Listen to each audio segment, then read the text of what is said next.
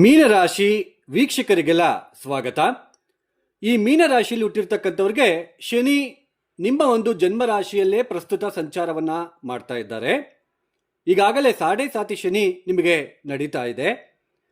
ನೋಡಿ, ಶನಿ ಮೀನರಾಶಿಯನ್ನು ಬಿಟ್ಟು ಮೇಷರಾಶಿಗೆ ಯಾವಾಗ ಪ್ರವೇಶವನ್ನು ಮಾಡ್ತಾರೆ, ಮೇಷರಾಶಿಯ ಈ ಶನಿಯ ಒಂದು ಸಂಚಾರ ಏನಿದೆ, ಮೇಷರಾಶಿಯಲ್ಲಿ ಶನಿಯ ಒಂದು ಸಂಚಾರದಿಂದ ಮೀನರಾಶಿಯಲ್ಲಿ ಹುಟ್ಟಿರ್ತಕ್ಕಂಥವ್ರಿಗೆ ಆಗ್ತಕ್ಕಂತಹ ಬದಲಾವಣೆಗಳು, ಎಚ್ಚರಿಕೆಗಳು, ಹಾಗೆ ಯಾವ ಪರಿಹಾರಗಳನ್ನು ಅನುಸರಿಸ್ತಾ ಹೋಗಬೇಕು ಅಂತಕ್ಕಂಥದ್ದನ್ನ ನಾನು ಈ ವಿಡಿಯೋದಲ್ಲಿ ನಾನು ನಿಮಗೆ ತಿಳಿಸ್ತಾ ಹೋಗ್ತೇನೆ.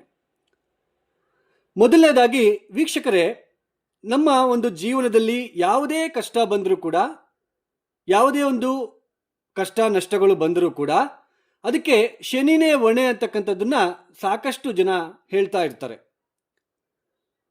ಇಲ್ಲಿ ನಾನು ಒಂದು ವಿಷಯವನ್ನ ನಾನು ನಿಮಗೆ ಹೇಳಲೇಬೇಕು.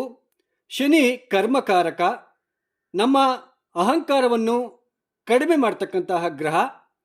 ಕರ್ಮಾನುಸಾರವಾಗಿ ಅವರು ನಮ್ಮ ಜಾತಕದಲ್ಲಿ ಎಲ್ಲಿದ್ದಾರೋ, ಹಾಗೆ ಪ್ರಸ್ತುತ ಯಾವ ರಾಶಿಯಲ್ಲಿದ್ದಾರೋ ಅದಕ್ಕೆ ತಕ್ಕಂತೆ ಕರ್ಮಾನುಸಾರವಾಗಿ ನಮಗೆ ಫಲಿತಾಂಶಗಳನ್ನು ಕೊಡ್ತಕ್ಕಂತಹ ಗ್ರಹ ಶನಿ.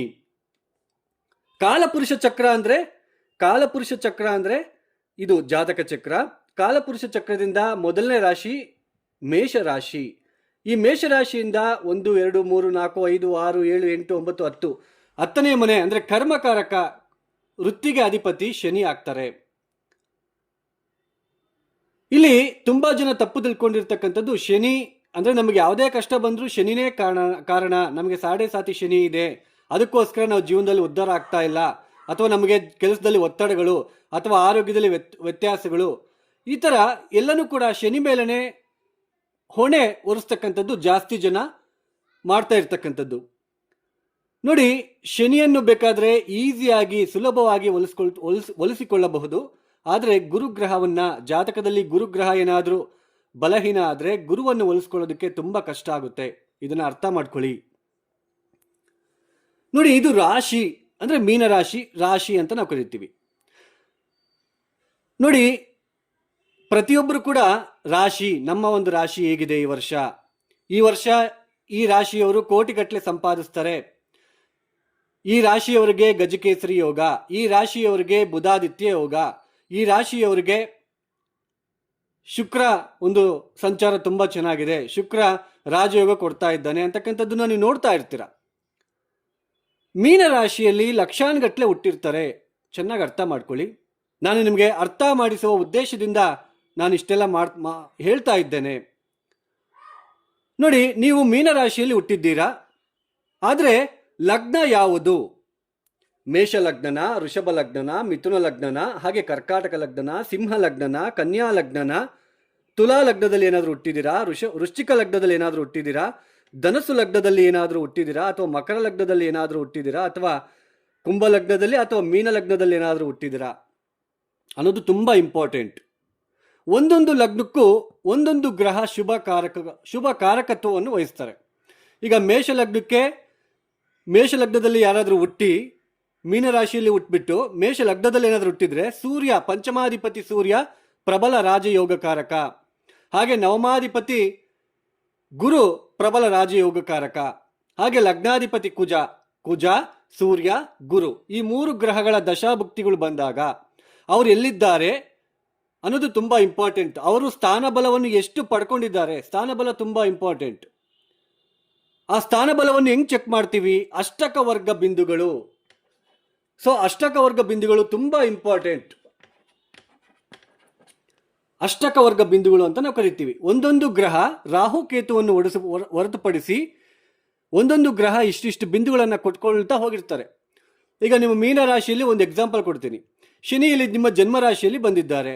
ಶನಿಯಲ್ಲಿ ಏನಾದರೂ ನಿಮ್ಮ ಜಾತಕ ರೀತ್ಯ 0 ಏನಾದರೂ ಕೊಟ್ಟಿದ್ದಾರೆ ಅಂತ ಇಟ್ಕೊಳ್ಳಿ. 0 ಏನು ಬಿಂದುಗಳು ಕೊಟ್ಟಿಲ್ಲ, 0 ಬಿಂದುಗಳು ಕೊಟ್ಟಿದ್ರೆ ಶನಿ ತುಂಬಾ ನಿಮಗೆ ತೊಂದರೆ ಕೊಡ್ತಾ ಇದ್ದಾನೆ ಅಂತ ಅರ್ಥ. ಅದೇ 1, 2 ಬಿಂದುಗಳು ಕೊಟ್ಟಿದ್ರು ಕೂಡ ಶನಿ ನಿಮಗೆ ತೊಂದರೆ ಮಾಡ್ತಾ ಇದ್ದಾನೆ ಅಂತ ಅರ್ಥ. ಹಾಗೆ 4, 5, 6 ಬಿಂದುಗಳು ಕೊಟ್ಟಿದ್ರೆ, 4, 5, 6 ಬಿಂದುಗಳು ಏನಾದರೂ ಕೊಟ್ಟಿದ್ರೆ ಶನಿ ನಿಮಗೆ ತೊಂದರೆ ಮಾಡಿದ್ರು ಅದರಿಂದ ಹೊರಗಡೆ ಬರಲಿಕ್ಕೆ ಸಹಾಯನೂ ಕೂಡ ಮಾಡ್ತಾರೆ ಅಂತಕ್ಕಂಥದ್ದು. ಶನಿ ಸ್ವಲ್ಪ ಬಲಿಷ್ಠ ಆಗಿದ್ದಾರೆ ಅಂತ ಅರ್ಥ. ಅದಕ್ಕೆ ಮೀನರಾಶಿಯಲ್ಲಿ ಹುಟ್ಟಿರ್ತಕ್ಕಂಥವ್ರು ಲಕ್ಷಾನುಗಟ್ಟಲೆ ಇರ್ತಾರೆ, ಅದು ತುಂಬಾ ಇಂಪಾರ್ಟೆಂಟ್. ಅದಕ್ಕೆ ಅಷ್ಟಕವರ್ಗ ಬಿಂದುಗಳು. ಈಗ ಶನಿ ಮೀನರಾಶಿಯನ್ನು ಬಿಟ್ಟು ಮೇಷಕ್ಕೆ ಬರ್ತಾರೆ. 2027 ಜೂನ್ 3ನೇ ತಾರೀಕು ಮೇಷ ರಾಶಿಗೆ ಬರ್ತಾರೆ. ಇಲ್ಲಿ ಅಷ್ಟಕವರ್ಗ ಬಿಂದುಗಳು ಪಾಯಿಂಟ್ಸ್ ಎಲ್ಲಿ ಕೊಟ್ಟಿದ್ದಾರೆ, ಎಷ್ಟು ಕೊಟ್ಟಿದ್ದಾರೆ, ಅದು ನಿಮ್ಮ ಜಾತಕ ರೀತಿಯ ಗೊತ್ತಾಗುತ್ತೆ. ಎಷ್ಟರ ಮಟ್ಟಿಗೆ ಅವ್ರ ಸ್ಟ್ರೆಂತ್ ಇದ್ದಾರೆ. ಇಲ್ಲಿ 0, 1, 2 ಕೊಟ್ಟಿದ್ರೆ ಜನ್ಮರಾಶಿಯಿಂದ 2ನೇ ಮನೆ, ಕುಟುಂಬ, ಆರ್ಥಿಕ ವಿಚಾರದಲ್ಲಿ, ಉದ್ಯೋಗದ ವಿಚಾರದಲ್ಲಿ, ವ್ಯಾಪಾರದ ವಿಚಾರದಲ್ಲಿ ಸವಾಲುಗಳನ್ನು ಎದುರಿಸಬೇಕಾಗುತ್ತೆ. ಅರ್ಥ ಮಾಡ್ಕೊಳ್ಳಿ. ನೋಡಿ, ಈಗ ಮೇಷ ಲಗ್ನಕ್ಕೆ ಪಂಚಮಾಧಿಪತಿ ಸೂರ್ಯ, ಗುರು ಮತ್ತೆ ಕುಜ ನಿಮಗೆ ಯೋಗಕಾರಕ. ವೃಷಭ ಲಗ್ನಕ್ಕೆ ಯಾರು? ಚತುರ್ಥಾಧಿಪತಿ ಸೂರ್ಯ, ಪಂಚಮಾಧಿಪತಿ ಬುಧ, ಹಾಗೆ ನವಮ ದಶಮಾಧಿಪತಿ ಶನಿ ಯೋಗಕಾರಕ ಗ್ರಹಗಳು. ಅಂದ್ರೆ ಇವ್ರ ದಶಾಭುಕ್ತಿ ಬಂದಾಗ, ದಶಾಭುಕ್ತಿ ಅಂದ್ರೆ ಏನು ಅಂತ ನಿಮಗೆ ಎಕ್ಸ್ಪ್ಲೇನ್ ಮಾಡ್ತೀನಿ. ನೋಡಿ, ಇಲ್ಲಿ ಮಿಥುನ ಲಗ್ನದಲ್ಲಿ ಏನಾದರೂ ಹುಟ್ಟಿದ್ರೆ, ಮೀನರಾಶಿಯಲ್ಲಿ ಹುಟ್ಬಿಟ್ಟು ಮಿಥುನ ಲಗ್ನದಲ್ಲಿ ಏನಾದರೂ ಹುಟ್ಟಿದ್ರೆ ಲಗ್ನಾಧಿಪತಿ ಬುಧ, ಪಂಚಮಾಧಿಪತಿ ಶುಕ್ರ ಯೋಗಕಾರಕ ಗ್ರಹಗಳು. ಇವರು ಈ 2 ಗ್ರಹಗಳ ದಶಾಭುಕ್ತಿ ಬಂದಾಗ ಶುಭ ಫಲಿತಾಂಶಗಳು. ಕರ್ಕಾಟಕ ಲಗ್ನದಲ್ಲಿ ಹುಟ್ಟಿದಾಗ, ಯಾರಾದರೂ ಕರ್ಕಾಟಕ ಲಗ್ನದಲ್ಲಿ ಹುಟ್ಬಿಟ್ಟು ಮೀನರಾಶಿಯಲ್ಲಿ ಹುಟ್ಟಿದ್ರೆ, ಸೊ ಕರ್ಕಾಟಕ ಲಗ್ನಕ್ಕೆ ಪಂಚಮಾಧಿಪತಿ ಕುಜ, ದಶಮಾಧಿಪತಿ ಕುಜ ಶುಭ ಫಲಿತಾಂಶ, ನವಮಾಧಿಪತಿ ಗುರು ಶುಭ ಫಲಿತಾಂಶ, ಹಾಗೆ ಲಗ್ನಾಧಿಪತಿ ಚಂದ್ರ ಕೂಡ ಶುಭ ಫಲಿತಾಂಶ. ನೋಡಿ ಈ ತರ ಒಂದೊಂದು ಲಗ್ನಕ್ಕೆ ಕೆಲವೊಂದು ಗ್ರಹಗಳು ಯೋಗಕಾರಕರು ಅಂತ ಇರ್ತಾರೆ. ಈಗ ನಿಮ್ಮದು ಮೀನರಾಶಿ, ಒಬ್ಬ ವ್ಯಕ್ತಿ ರೇವತಿ ನಕ್ಷತ್ರದಲ್ಲಿ ಹುಟ್ಟಿದ್ದಾನೆ. ರೇವತಿ ನಕ್ಷತ್ರ ಮೀನರಾಶಿ ಅಂದ್ರೆ ಒಬ್ಬ ವ್ಯಕ್ತಿ ರೇವತಿ ನಕ್ಷತ್ರದಲ್ಲಿ ಹುಟ್ಟಿದ್ದಾರೆ ಅಂತ ಇಟ್ಕೊಳ್ಳೋಣ. ರೇವತಿ ನಕ್ಷತ್ರಕ್ಕೆ ಅಧಿಪತಿ ಯಾರು? ಬುಧ. ಅಂದ್ರೆ ಅವರು ಹುಟ್ಟಿದಾಗ ಬುಧ ಮಹಾದಶ ಪ್ರಾರಂಭ ಆಗಿರುತ್ತೆ. ಬುಧ ದಶ ಪ್ರಾರಂಭ. ಬುಧ ದಶ ಆದ್ಮೇಲೆ ಕೇತು ಮಹಾದಶ. ಕೇತು ಮಹಾದಶ 7 ವರ್ಷ ಇರುತ್ತೆ. ಕೇತು ದಶ ಆದ್ಮೇಲೆ ಶುಕ್ರ ಮಹಾದಶ 20 ವರ್ಷ ಇರುತ್ತೆ. ಶುಕ್ರ ಮಹಾದಶ ಆದ್ಮೇಲೆ ನಿಮಗೆ ಮತ್ತೆ ಸೂರ್ಯ ಮಹಾದಶ. ಸೂರ್ಯ ಮಹಾದಶ 6 ವರ್ಷ ಇರುತ್ತೆ. ಸೂರ್ಯ ಮಹಾದಶ ಆದ್ಮೇಲೆ ಚಂದ್ರ ಮಹಾದಶ 10 ವರ್ಷ ಇರುತ್ತೆ. ಅಂದ್ರೆ ಈ ತರ ಒಂದೊಂದು ದಶಾಭುಕ್ತಿ ಬಂದಾಗ ನೀವು ರೇವತಿ ನಕ್ಷತ್ರದಲ್ಲಿ ಹುಟ್ಟಿ, ನೀವು ರೇವತಿ ನಕ್ಷತ್ರದಲ್ಲಿ ಏನಾದರೂ ಹುಟ್ಟಿದ್ರೆ ಬುಧ ನಿಮಗೆ ಸ್ಟಾರ್ಟಿಂಗ್, ನಿಮಗೆ ಹುಟ್ಟಿದಾಗ ದಶಾಭುಕ್ತಿ ಬುಧ ದಶ ಪ್ರಾರಂಭ ಆಗುತ್ತೆ. ಒಂದು ವೇಳೆ ಮಿಥುನ ಲಗ್ನದಲ್ಲಿ ಅಥವಾ ಕನ್ಯಾ ಲಗ್ನದಲ್ಲಿ ಏನಾದರೂ ಹುಟ್ಟಿದ್ರೆ ಬುಧ ದಶ ಆದ್ಮೇಲೆ ಕೇತು, ಕೇತು ದಶ ಆದ್ಮೇಲೆ ಶುಕ್ರ. ಅಂದ್ರೆ ಶುಕ್ರ ಮಹಾದಶ ಒಂದು 20-25 ವರ್ಷ ನಿಮಗೆ ಏಜಲ್ಲಿ, ನಿಮ್ಮ ಒಂದು ವಯಸ್ಸಿನ 20-25 ವರ್ಷಕ್ಕೆ ಶುಕ್ರ ದಶ ಬಂದು ನಿಮಗೆ ಸ್ವಲ್ಪ ಯೋಗ ತಂದು ಕೊಡುತ್ತೆ. ಮಿಕ್ಕಿದ ಗ್ರಹಗಳು ಕೂಡ ಅಷ್ಟಕವರ್ಗ ಬಿಂದುಗಳನ್ನು ನೋಡ್ಕೋಬೇಕು. ಯೋಗಕಾರಕ ಗ್ರಹಗಳು ಕೂಡ ನಿಮಗೆ ಅವ್ರ ಪಾಯಿಂಟ್ಸ್ ಎಷ್ಟು ಕೊಟ್ಟಿದ್ದಾರೆ, ಎಷ್ಟರ ಮಟ್ಟಿಗಿದ್ದಾರೆ, ಯಾವ ನಕ್ಷತ್ರದಲ್ಲಿ ಇದ್ದಾರೆ, ಎಷ್ಟು ಡಿಗ್ರಿಯಲ್ಲಿ ಇದ್ದಾರೆ, ಅದು ತುಂಬಾ ಇಂಪಾರ್ಟೆಂಟ್. ಅಂದ್ರೆ ನಾನು ಇದನ್ನೆಲ್ಲ ಏನಕ್ಕೋಸ್ಕರ ಹೇಳ್ತಾ ಇದ್ದೀನಿ ಅಂದ್ರೆ, ನಮ್ಮ ವೈಯಕ್ತಿಕ ಜನ್ಮ ಜಾತಕದಲ್ಲಿ ದಶಾಭುಕ್ತಿ ಯಾವುದಿದೆಯೋ ಅದು ತುಂಬಾ, ಅದ್ರ ಮೇಲೆ ಈ ಶನಿ ಫಲಿತಾಂಶಗಳನ್ನ ರಿಯಾಕ್ಟ್ ಮಾಡ್ತಾರೆ. ನೋಡಿ, ಫಾರ್ ಎಕ್ಸಾಂಪಲ್ ಇಲ್ಲಿ ರೇವತಿ ನಕ್ಷತ್ರ ಆಯಿತು. ಈಗ ಉತ್ತರಭಾದ್ರ ನಕ್ಷತ್ರದಲ್ಲಿ ಏನಾದರೂ ಮೀನರಾಶಿಯಲ್ಲಿ ಹುಟ್ಟಿರ್ತಕ್ಕಂಥವ್ರು ಹುಟ್ಟಿದ್ರೆ, ಉತ್ತರಭಾದ್ರ ನಕ್ಷತ್ರಕ್ಕೆ ಯಾರು ಅಧಿಪತಿ? ಶನಿ. ಶನಿಯ ದಶ ಆದ್ಮೇಲೆ ಬುಧ ಮಹಾದಶ 17 ವರ್ಷ. ಬುಧ ದಶ ಆದ್ಮೇಲೆ ಕೇತು ದಶ 7 ವರ್ಷ. ಕೇತು ದಶ ಆದ್ಮೇಲೆ ಶುಕ್ರ ದಶ 20 ವರ್ಷ. ಅಂದ್ರೆ ಒಂದೊಂದು ದಶ ಬಂದಂಗಿಲ್ಲ, ನಾವು ಯಾವ ಲಗ್ನದಲ್ಲಿ ಹುಟ್ಟಿದೀವೋ ಆ ಗ್ರಹಗಳು ಶುಭ ಫಲಿತಾಂಶಗಳನ್ನು ಕೊಡ್ತಾರೆ. ಇದನ್ನು ಅರ್ಥ ಮಾಡ್ಕೊಳ್ಳಿ. ರಾಶಿ ಅಂದ್ರೆ ಮನಸ್ಸು, ಲಗ್ನ ಅಂದ್ರೆ ನಾವು ಯಾವ ಥರ ಇದ್ದೀವಿ ನೋಡಲಿಕ್ಕೆ, ನಾವು ಯಾವ ಥರ ಕೆಲಸ ಕಾರ್ಯಗಳಲ್ಲಿ ನಾವು ಸಫಲತೆ ಪಡ್ಕೊಳ್ತಾ ಇದ್ದೀವಿ, ಮುನ್ನುಗ್ಗಿ ಹೋಗ್ತಾ ಇದ್ದೀವಾ ಇಲ್ವಾ. ಕೆಲವರು ತುಂಬ ಮೂಡಿ ಆಗಿರ್ತಾರೆ, ಕೆಲವರು ತುಂಬ ನೆಗೆಟಿವ್ ಯೋಚನೆ ಮಾಡ್ತಾ ಇರ್ತಾರೆ. ಲಗ್ನದ ಮೇಲೆ ಡಿಪೆಂಡ್. ಕೆಲವರು ಕುಳ್ಳಕ್ಕಿರ್ತಾರೆ, ಕೆಲವರು ನೋಡಲಿಕ್ಕೆ ತುಂಬ ಚೆನ್ನಾಗಿರ್ತಾರೆ, ಹಾಗೆ ಕೆಲವರು ಅಟ್ರಾಕ್ಟಿವ್ ಪರ್ಸನ್ ಆಗಿರ್ತಾರೆ. ಕೆಲವರು ಅವರು ಸಂತೋಷವಾಗಿದ್ದು ಬೇರೆಯವ್ರನ್ನೂ ಸಂತೋಷವಾಗಿರಬೇಕು ಅಂತ ಅಂದ್ಕೊಳ್ತಾರೆ. ಅಂದರೆ ಲಗ್ನದ ಮೇಲೆ ಡಿಪೆಂಡ್, ಲಗ್ನ ಯಾವ ಥರ ಇದೆ. ಹಾಗೆ ಅವರು ಆರೋಗ್ಯವಾಗಿದ್ದಾರಾ ಅಥವಾ ಅವ್ರಿಗೆ ಯಾವಾಗಲೂ ಕೂಡ ಏನಾದರೂ ತೊಂದರೆ ಇರುತ್ತಾ ಆರೋಗ್ಯದಲ್ಲಿ, ಇದೆಲ್ಲನೂ ಕೂಡ ಲಗ್ನ, ಅವರ ಗುಣ ಯಾವ ಥರ ಇದೆ, ಅವ್ರು ಯಾವ ಸ್ವಭಾವದವರು ಅಂತ ಹೇಳ್ಬಿಟ್ಟು ಲಗ್ನ ಡಿಸೈಡ್ ಮಾಡುತ್ತೆ. ಆ ಶರೀರ ಏನಿದೆ, ನಮ್ಮ ಟೋಟಲ್ ಶರೀರದಲ್ಲಿ ಬರ್ತಕ್ಕಂತಹ ಮನಸ್ಸು ರಾಶಿ. ಅಂದರೆ ಆ ರಾಶಿಯಿಂದ, ಆ ನಕ್ಷತ್ರದಿಂದ ಯಾವ ಯಾವ ದಶಾಭುಕ್ತಿ ಬಂದಾಗಲೆಲ್ಲ ನಮ್ಮ ಮನಸ್ಸು ಚೇಂಜ್ ಆಗ್ತಾ ಇರುತ್ತೆ. ನಮ್ಮ ಜೀವನದಲ್ಲಿ ಕೂಡ ಕೆಲವೊಂದು ದುರ್ಘಟನೆಗಳು, ಆರೋಗ್ಯದಲ್ಲಿ ವ್ಯತ್ಯಾಸಗಳು, ಸಾಲ ಮಾಡಬೇಕಾಗಿರೋ ಪ್ರಸಂಗಗಳು, ತೊಂದರೆ ತಾಪತ್ರಯಗಳನ್ನು ನಾವು ಎದುರಿಸ್ತಾ ಹೋಗ್ತೀವಿ. ಶನಿ ಒಬ್ಬನೇ ಮೂಲ ಕಾರಣ ಅಲ್ಲ, ದಯವಿಟ್ಟು ಅರ್ಥ ಮಾಡ್ಕೊಳ್ಳಿ. ಈಗ ಮೀನರಾಶಿಯಲ್ಲಿ ಹುಟ್ಟಿರ್ತಕ್ಕಂಥವ್ರಿಗೆ ನಿಮ್ಮ ಜಾತಕ ರೀತ್ಯ ಕೂಡ ಶನಿ ದಶಾ ನಡೀತಾ ಇದ್ದು ಈಗಲೂ ಕೂಡ ಜನ್ಮರಾಶಿಯಲ್ಲಿ ಶನಿ ಬಂದಿರೋದ್ರಿಂದ ಮತ್ತೆ ಡಬಲ್ ಇಂಪ್ಯಾಕ್ಟ್ ತೋರಿಸುತ್ತೆ. ಶನಿಯ ಒಂದು ತುಂಬ ಆ ಒಂದು ಕರ್ಮ ಅನ್ನೋದು ಜಾಸ್ತಿ ಇರುತ್ತೆ ಅಂತ ಅರ್ಥ ಮಾಡ್ಕೊಳ್ಳಿ. ಜನ್ಮರಾಶಿಯಲ್ಲಿ ಶನಿ ಬಂದಾಗ ನಮಗೆ ಶನಿ ತೊಂದರೆ, ಶನಿನೇ ಎಲ್ಲ ಮಾಡ್ತಾ ಇರೋದು ಅಂತ ತುಂಬ ಜನ ಅಂದ್ಕೊಳ್ತಾ ಶನಿಯನ್ನು ದೂಷಣೆ ಮಾಡ್ತಾ ಇರ್ತೀರ. ಶನಿನ ಆ ಥರ ನಾವು ದೂಷಣೆ ಮಾಡೋ ತಪ್ಪು. ನಮ್ಮ ವೈಯಕ್ತಿಕ ಜನ್ಮ ಜಾತಕ ರೀತ್ಯ ಯಾವ ಲಗ್ನದಲ್ಲಿ ಹುಟ್ಟಿದೀವಿ, ಆ ಲಗ್ನದಿಂದ ಯಾವ ಗ್ರಹಗಳು ಎಲ್ಲೆಲ್ಲಿದ್ದಾರೆ, ಎಷ್ಟು ಅಷ್ಟಕವರ್ಗ ಬಿಂದುಗಳನ್ನು ಕೊಟ್ಟಿದ್ದಾರೆ, ತುಂಬ ಇಂಪಾರ್ಟೆಂಟ್. ಅವರು ಬಲಿಷ್ಠರಾಗಿದ್ದಾರಾ, ಅವ್ರ ದಶ ಬಂದಾಗ ಸಾಡೆ ಸಾತಿ ಶನಿ ಬಂದರೂ ಕೂಡ ಇದ್ದರೂ ಕೂಡ ನಮಗೆ ಒಳ್ಳೆಯದೇ ಆಗುತ್ತೆ. ನೀವು ಅರ್ಥ ಮಾಡ್ಕೊಳ್ಳಿ.